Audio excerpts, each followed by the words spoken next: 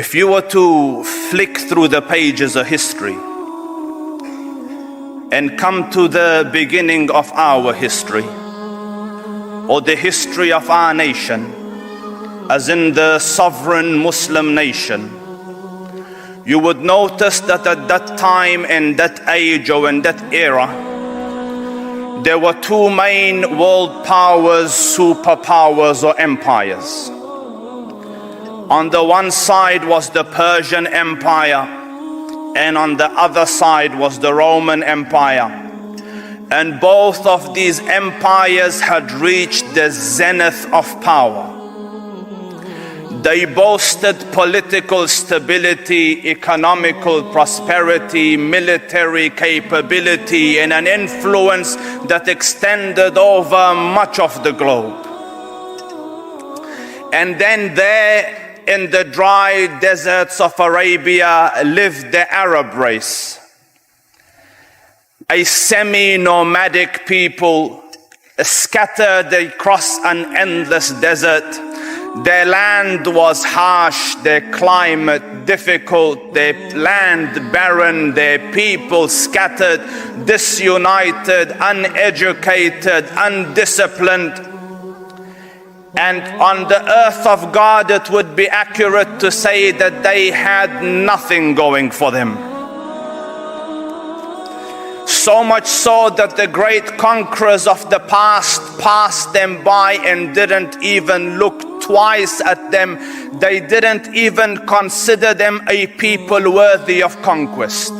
Alexander the Great passed them by, the Romans passed them by, the Persians passed them by. They were an unnoticed, insignificant, uneducated, unlettered, undisciplined, disunited, a scattered group of people that added up to nothing much in the annals of human history. They were small, psychologically small. I don't think you will find too many people in the annals of human history where they bury their own daughters alive.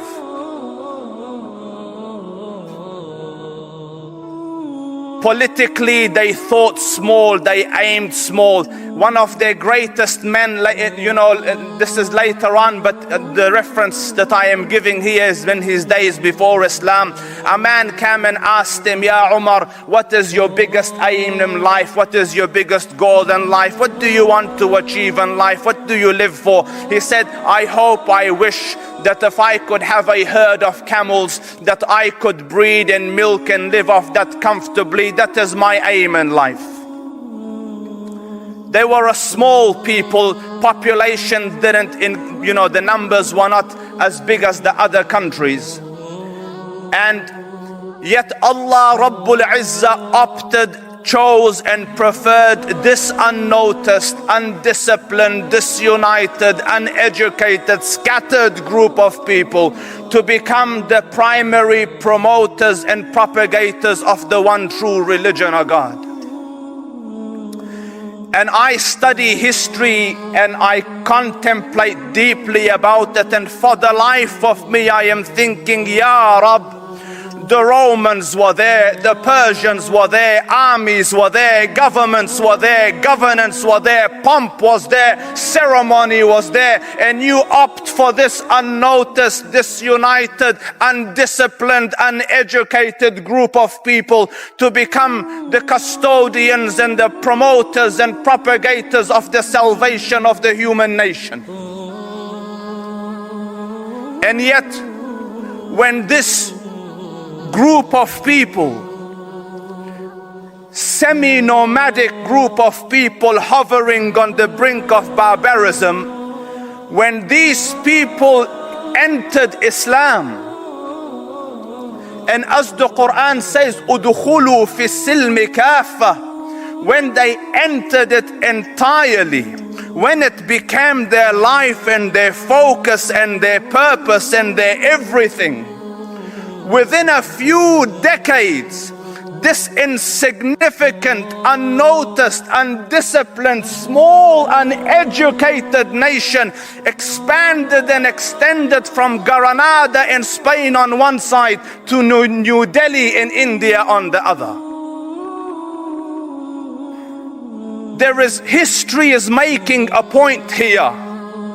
My Lord is teaching a lesson here. And that point in that lesson is this: that you can be the lowest of low, the most insignificant, unimportant, undisciplined, disunited nation on the face of this earth.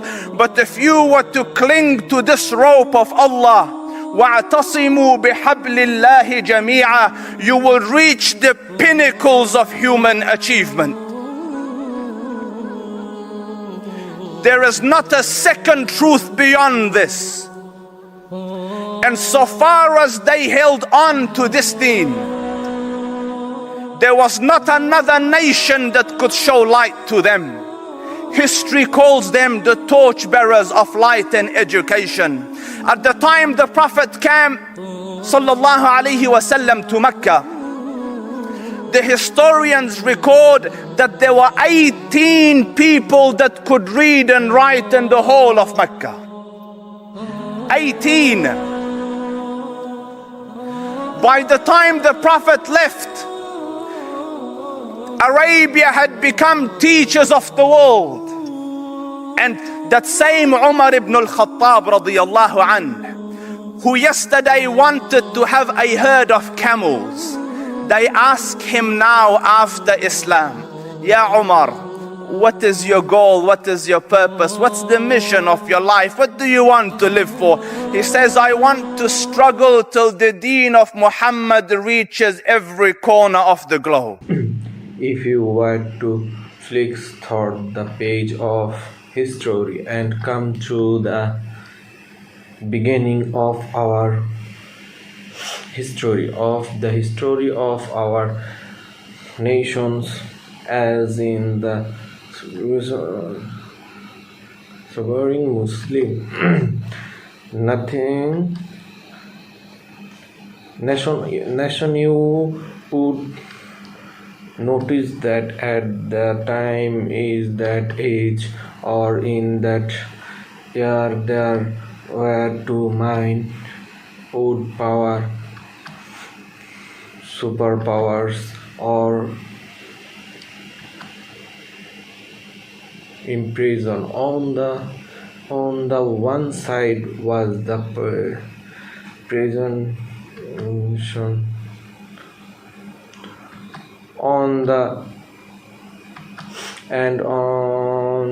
the other side was the Roman Empire, and both of those had reached the zenith of power. The Western pomp was three ceremony was there are you